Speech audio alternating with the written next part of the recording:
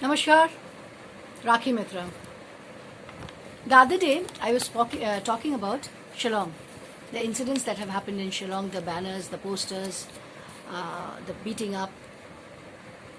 But whenever we talk about Shillong, the very word Shillong, it evokes a kind of nostalgia for many citizens of this beautiful town. It also evokes nostalgia for us Bengalis because we are reminded of Gurudev Rabindranath Tagore and Swami Vivekananda. Shillong has always been known for its cosmopolitan, Western, liberal outlook, with a strong matriarchal society amongst the Khasis. Shillong has encouraged sports and music to flourish. We are all so very familiar with the town producing the best talent in music and always being referred to as the rock capital of the country. The Shillong Chamber Choir and many other bands like the Soulmate which have gone global. Not to mention the elite Christian brothers, the missionary schools that have produced some of the best talent pool in the country across different segments. Yet, in spite of all its modernity and all its vibrant educated society, what pains me today as a citizen and as a Bengali, the constant fear that the non-tribals, especially the Bengalis, live in since that fateful November evening of 1979. Isn't it time for us to reflect and put a stop to all this? What is home?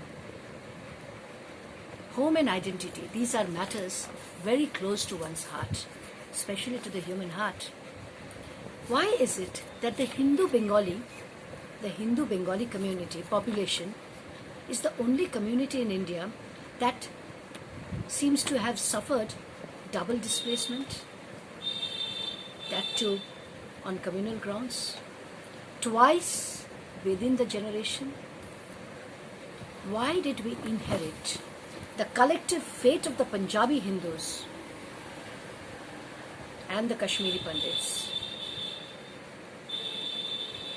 If Kashmiri Pandits are the acne of socialist and secular India, Bengali Hindus of Shillong, they are the genital wart.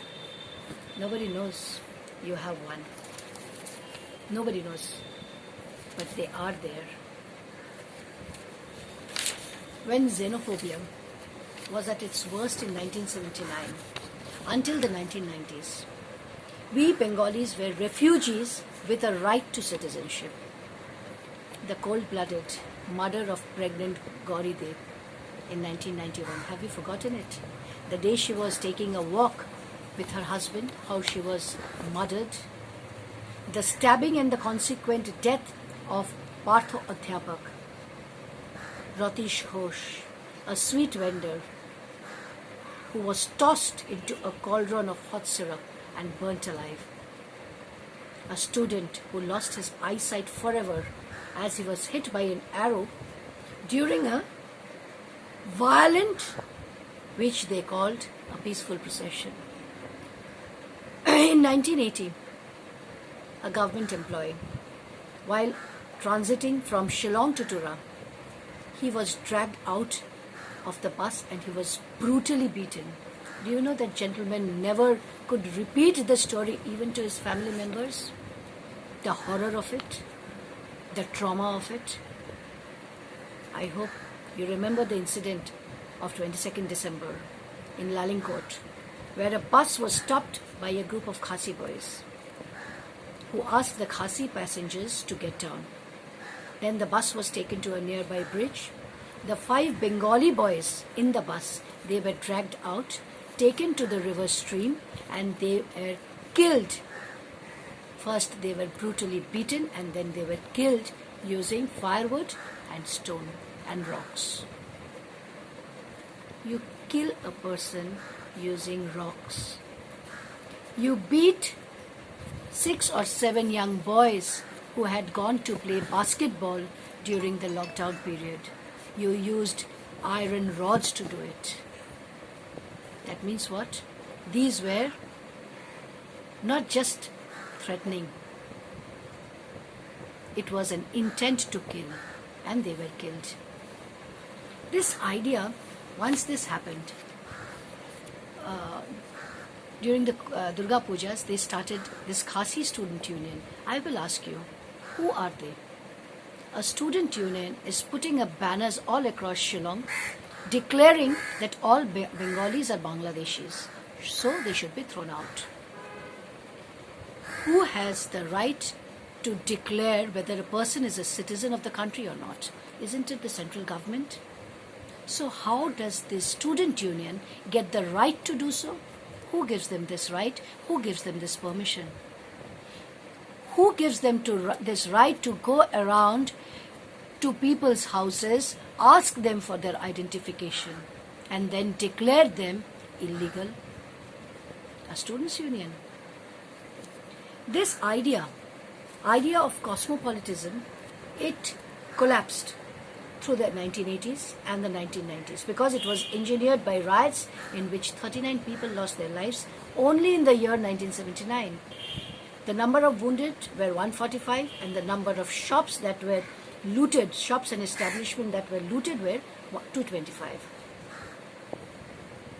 Refugees are foreign nationals.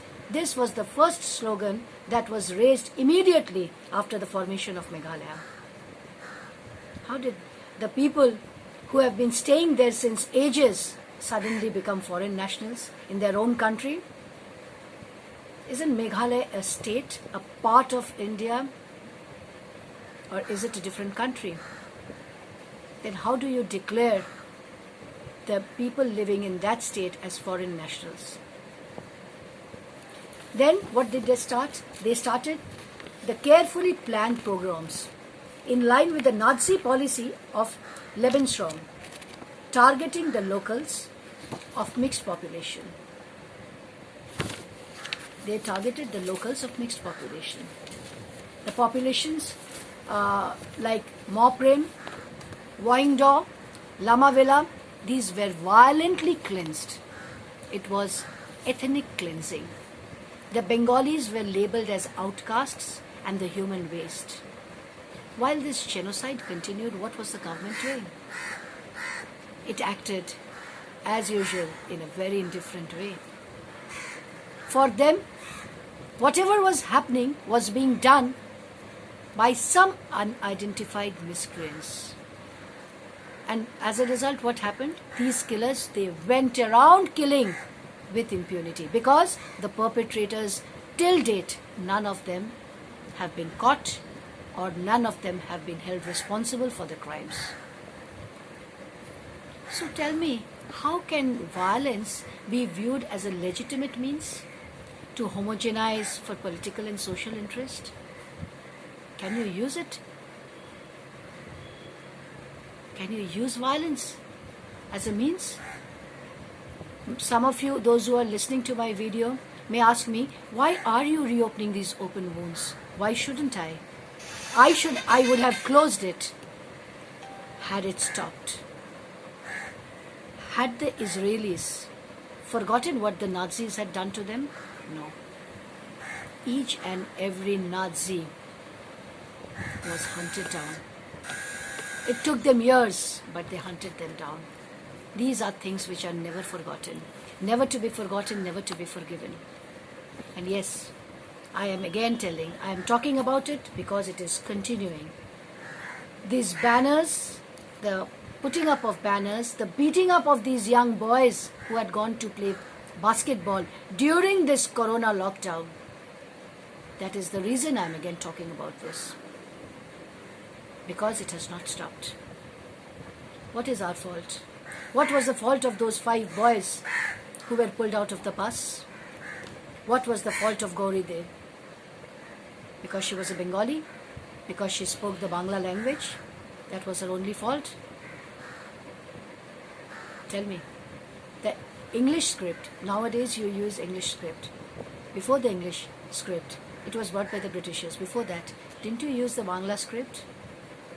Didn't you use the attire that the Bengalis used to use? Didn't you wear dhoti?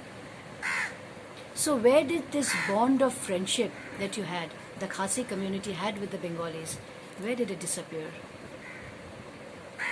How did we lose it? Why did we lose it? Who was responsible for it? Now my question is to the Khasi community, to the educated, to the liberal, to the modern intelligentsia of Shillong. Why are you silent? The boys of the Khasi Students' Union, do they represent the entire Khasi community? Do these thugs, because I know you people are educated, so would you like these thugs to represent you? Do you want these thugs to tear apart the secular, the beautiful fabric of your state? Have you forgotten that these Bengalis, they are an integral part of your social fabric? They have made so many contributions across different spectrum. Have you really forgotten them? Or do you choose to ignore to forget them? My question is that. Why are you silent? Why don't you speak up against the Khasi Union? Why don't you say that yes, this Khasi Student Union does not represent the Khasis at large? You cannot allow a bunch of thugs and goons to represent your community. You cannot. Today I urge upon you, the Khasi community, please stand up. Stand up for the rights of the minorities. Do not allow this section of the Students' Union to give a bad name to the entire Khasi community. Please stand. Stand by the Bengalis who are born in Shillong, they have been raised in Shillong. Stand by them. Tell them that they are also citizens of the same country. They ought to be treated in the same way as we, the rest of the Indians, treat the Khasis all across the country. Treat them the same way. Yes, of course I endorse the fact that Bangladeshi illegal immigrants, they need to be deported. But Bengalis of Meghalaya, they are not illegal immigrants. They are Indian citizens. Please stand by them. We need a successful society. That much I can expect from the educated class of Shillong, the Khasi educated class of Shillong. Don't we need a healthy society, a successful society? For that we need to ensure that there's peace and harmony. Please ask them to stop this killing, to stop this burning, to stop this extortion, to stop this genocide. Stop it. Stop this beating and mugging. Stop this stabbing. Stop it once and for all. And because Shillong is known for its music and culture, especially Western music, I would like to tell you, why don't we remember the song of John Lennon? Let's give peace a chance. We can. We can. If you try to. Give peace a chance. That's my only request to you. Thank you.